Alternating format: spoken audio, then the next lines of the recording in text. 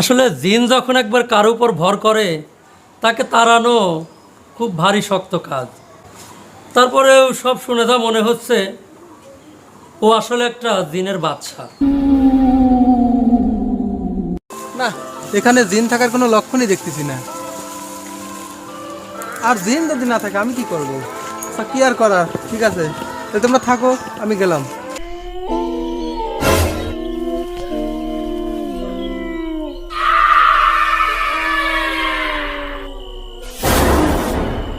আচ্ছা, হাবু আর ডাবু গোয়েন্দাকে খবর দিলে হয় না? তারা আবার কে? ভূত ধরার গোয়েন্দা। ধুস, ভূত আবার ধরা যায় নাকি? না সাইফুল ভাই, পটলডাঙ্গা রাজবাড়ি ভূত ধরার গল্প শুনুনি? সত্যি কিন্তু ধরেছিল।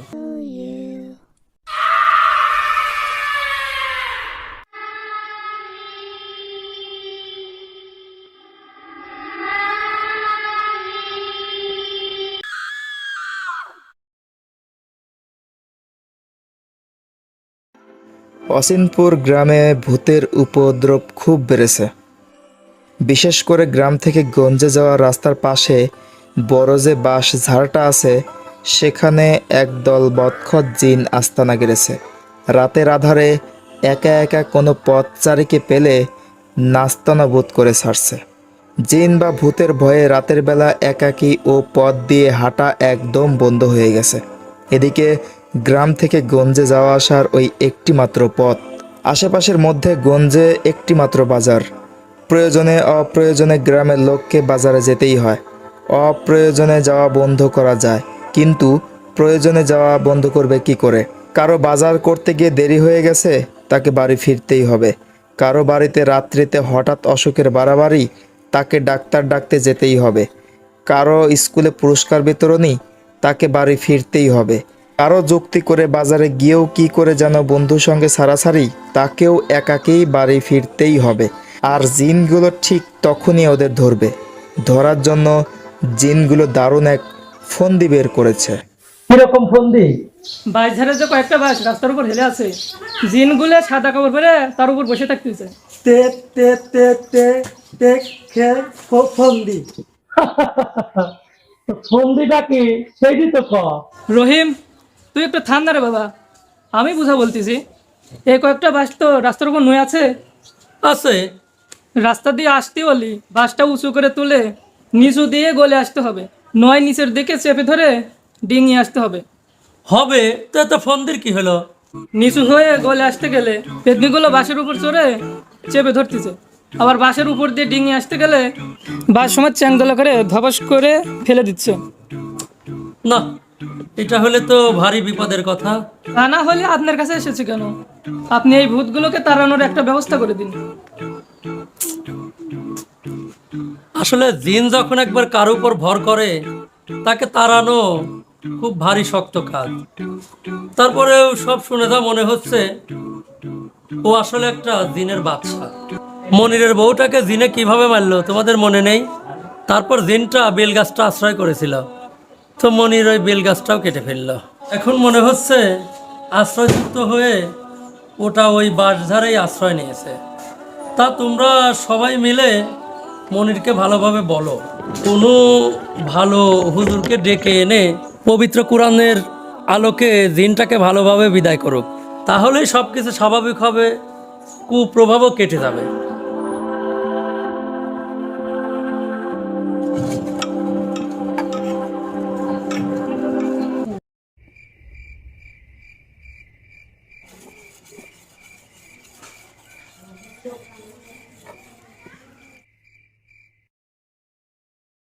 ইয়ার কি মারার জায়গা পাও না? জিন আমার বউকে মেরে বেল গাছ থেকে বারদারে আসন গাড়ছে, সেটিও আবার করিম সাহেবের কানে কানে বলতে গেছে। দাঁড়া, তোরা করিম সাহেবের কাছে বিচার দিস, তারা সেই বটি ধার দিছি তো করে সাইজ করার জন্য। ইয়ার কি মারো আমার সাথে না?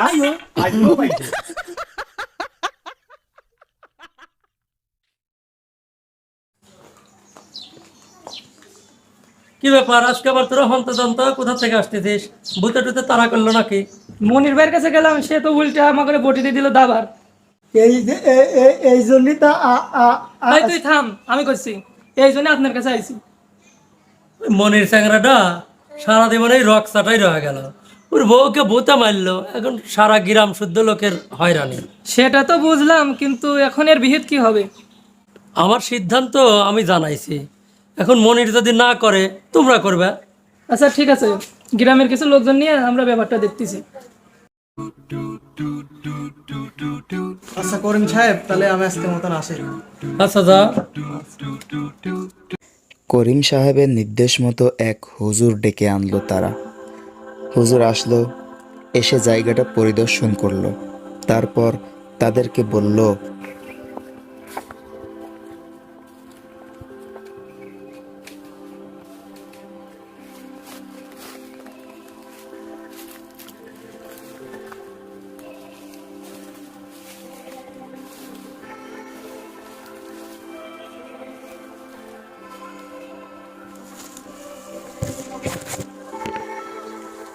না, এখানে জিন থাকার কোনো লক্ষণই দেখতেছি না।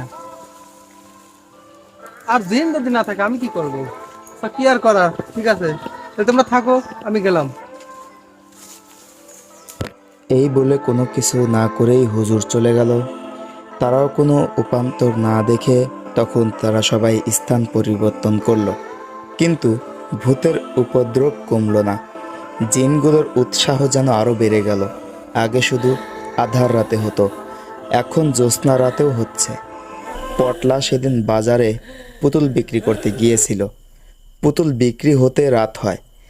ব্যাগ ভর্তি বাজার করে ফিরছিল। বাজার ভর্তি ব্যাগ নিয়ে ডিঙ্গিয়ে তো আসতে পারবে না। যেই নিচু হয়ে বাঁশের তলা দিয়ে গলে আসতে গেছে, অমনি জিন বাঁশের উপর চড়ে চেপে ধরেছে। পটলা তো ভয়ে গো গো করতে করতে অজ্ঞান হয়ে গেছে। জ্ঞান ফিরলে দেখে সাদা কাপড় পরে একজন বাঁশঝাড়ের দিকে জঙ্গলের মধ্যে ঢুকে যাচ্ছে। কিরে পটলা, ঘটনা কি সত্যি? একদম সত্যি, জিনটার গায়ে ঢোলো কাপড় ছিল। তাহলে কি করা যায়?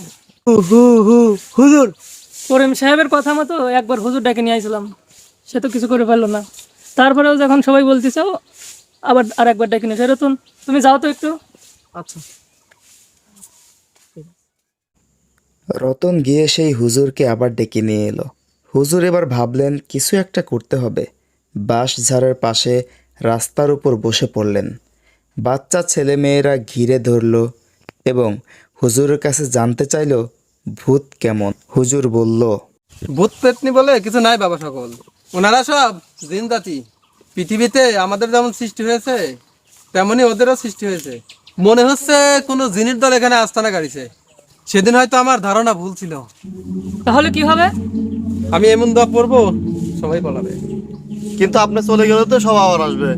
সে ঘুরে বালি, আমি সমগ্র গায়ের সীমানা বন্ধন করে যাব। কেমন করে? আরে দেখোই না। হুজুর কিছু বাঁশের শুকনো পাতা এবং খড়কুটো জড়ো করতে বলল পোলাপানকে। সাথে সেও কাজে লেগে গেল।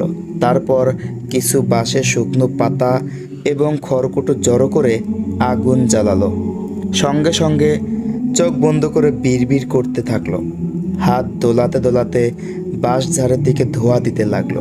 তারপর কিছুক্ষণ পরে বলল, যদি সত্যি দিন থাকে তাহলে আপদ বিদায় হয়েছে, আর আসবে না ইনশাআল্লাহ।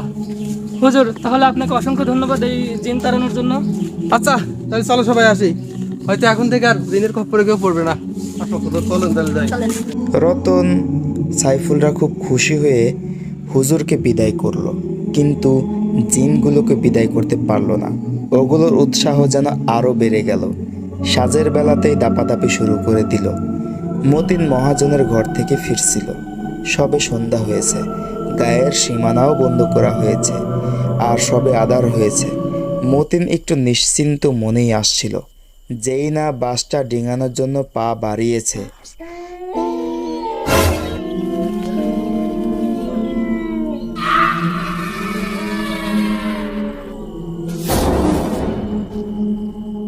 সত্যি করে বলতো ঠিক কি হয়েছিল? আমি তো পড়ে গেছি, ভয় পেয়ে চিৎকারও করে উঠছি। একটা বড় সড়ো জামালা ভূত এসে আমার বুকের উপরে বসেছিল, সারা গায়ে হাত বোলাচ্ছিল। আমি ভয়ে আবার চিৎকার করে উঠলাম, উঠে দেখে কিচ্ছু নাই। আমি তো আরো ভয় পেয়ে গেছি। ভয় পাওয়ার মতোই ব্যাপার, কিন্তু উপায় কি করা যায়? পাশের গ্রামের পলক দাঁড়িয়েছিল। সে বলে উঠল, আচ্ছা, হাবু আর ডাবু গোয়েন্দাকে খবর দিলে হয় না? তারা আবার কে? ভূত ধরার গোয়েন্দা। ধুস, ভূত আবার ধরা যায় নাকি? না সাইফুল ভাই, পটলডাঙ্গা রাজবাড়ি ভূত ধরার গল্প শুনুনি, সত্যি কিন্তু ধরেছিল। সাইফুলের ঠিক মনে পড়ছে না, তবে সোরা দুটোর খুব নাম ছড়িয়েছিল বটে। এমনি এমনি কি আর ছড়িয়েছিল? তাহলে ডাকা যেতে পারে। পলকের দিকে ঘুরে সাইফুল বলল, অলক ভাই, তাহলে চলো তাদের কাছে একবার যাই। আচ্ছা, তাহলে এটাই শেষ চিকিৎসা, চলেন যাই। পলক রাজি হয়ে গেল। সাইফুলের সঙ্গে গিয়ে হাবু আর ডাবু গোয়েন্দাকে খুঁজে বের করলো। হাবু আর ডাবু গোয়েন্দা এলে ছেলেমেয়েরা বলল, কি করে ভূত ধরো দেখাতে হবে। হাবু গোয়েন্দা জানালো, আমাদেরকে প্রথমে তদন্ত করে দেখতে হবে। তদন্ত করে দেখতে হবে? ভূতের আবার কিসের তদন্ত?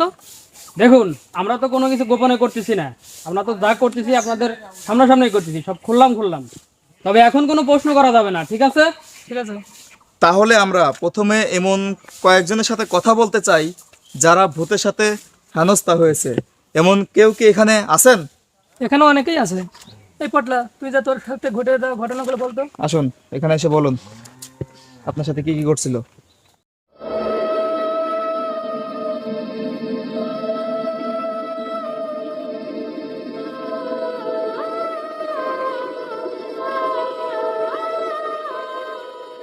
আচ্ছা ঠিক আছে, আপনি যখন জেগে উঠলেন তখন আপনি দেখলেন যে ভূতটা জঙ্গলের মধ্যে ঢুকে গেছিল। তো আপনি কি দেখেছিলেন যে আপনার বাজারের ব্যাগটা ওখানে ছিল নাকি ছিল না? সাইফুল ভেবে পেল না ভূতের সঙ্গে বাজারের সম্পর্ক কি, কিন্তু কোনো প্রশ্ন করা যাবে না।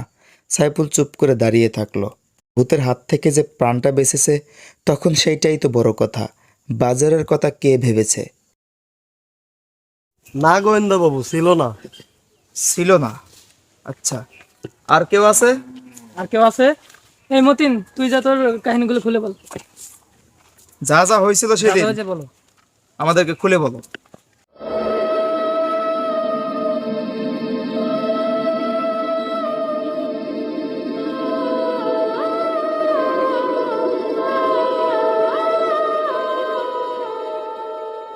ভূতটা গায়ে হাত বুলিয়ে চলে যাওয়ার পরে আপনার টাকা কি আপনার পকেটে ছিল? আর বলবেন না স্যার, ভূতের নাম করে টাকাগুলো নাকি আমি মেরে দিছি। বড় ভাই আমাকে কি বকাই না দিল। কি করবে বলুন? আপনার ভাই তো জানে ভূতে শুধু ঘাড় মটকায়, কিন্তু তিনি তো জানেন না যে ভূতে টাকাও নেয়। কিন্তু এখানকার ভূত পেতনিগুলো দেখতেছি মানুষের পকেটে টাকাও নেয়, আবার ব্যাগ ভর্তি বাজারও নেয়। আবার চকলেটও খায়। কি করে জানলে বলো তো? দাদু চকলেটগুলো এনেছিল তো ভূতগুলো সব কেড়ে নিয়েছে। ও তাই? আচ্ছা ঠিক আছে, আমরা যখন ভূতকে ধরবো তুমি আচ্ছা করে বকি দিও। হ্যাঁ, এখন তুমি বাড়ি যাও। জিজ্ঞাসাবাদ শেষ করে তারা বাঁশঝাড়ের কাছে গেল। নুয়ে পড়া বাঁশগুলোকে পরীক্ষা করে দেখল।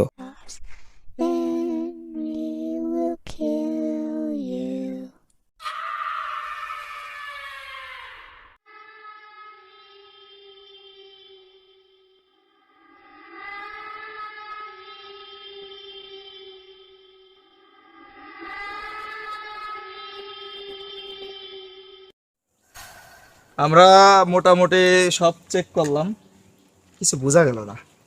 আমরা মোটামুটি কোনো আলামত পাচ্ছি না। হাবু ও ডাবু টর্চ নিয়ে রাত্রি বেলাতেও বাঁশঝাড়ের দিকে ঘোরাঘুরি করতে লাগলো।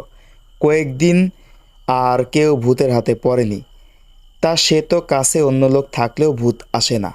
হাবু ডাবু আছে তাই আসছে না, চলে গেলেই আবার আসবে। তাহলে এর সমাধান কি হলো? সত্যিই কিছু হলো না। কয়েকদিন পরে হাবু ডাবু জানিয়ে দিল, আমরা কিছু বুঝতে পারতেছি না, আমাদের দ্বারা হবে না। হবে না বললে তো হবে না, দায়িত্ব যখন নিয়েছেন উপায় একটা করে দিতেই হবে। আচ্ছা, আমাদের যে ডাকছে পলক, পলক কোথায়? পলক সাইডেই আছে। এই পলক, এদিকে আয়।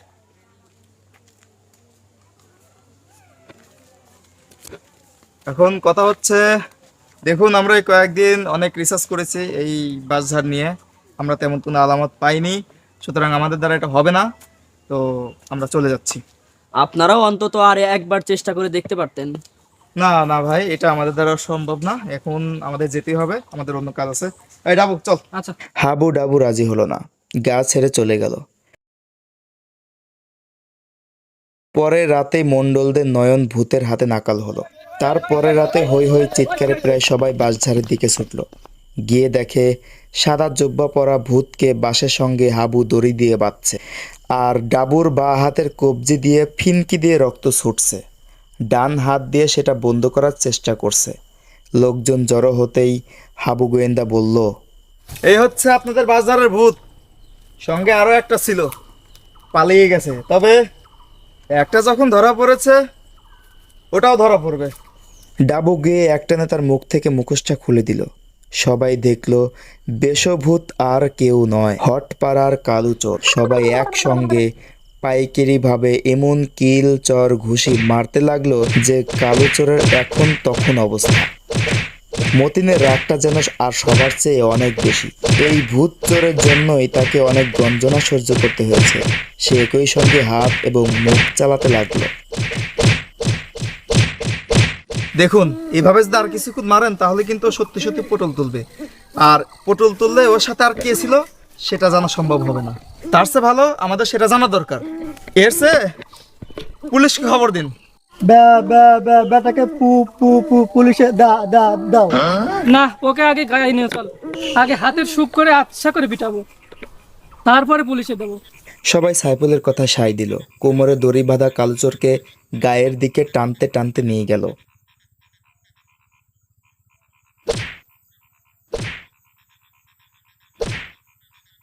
পলক এসে হাবু ও ডাবুকে ধরল। আচ্ছা, কি করে বুঝলেন বলেন তো যে বাঁশঝড়ের ওইগুলো ভূত না মানুষ? মানুষ না হলে বাজার, টাকা, চকলেট এগুলো আর কে নিবে? তাহলে পারবেন না বলে আপনারা পালালেন কেন? পালাইনি তো। আমরা শুধু পালানোর ভান করেছিলাম, যাতে চোররা মনে করে যে আমরা চলে গেছি। না হলে কি এত তাড়াতাড়ি চোর ধরা পড়তো? তা সত্যি, কিন্তু এত তাড়াতাড়ি ধরলেন কিভাবে একটু বলেন তো। হ্যাঁ, আমাদের জন্য ধরাটা একটু মুশকিল ছিল, কারণ কালোরা দুজন ছিল।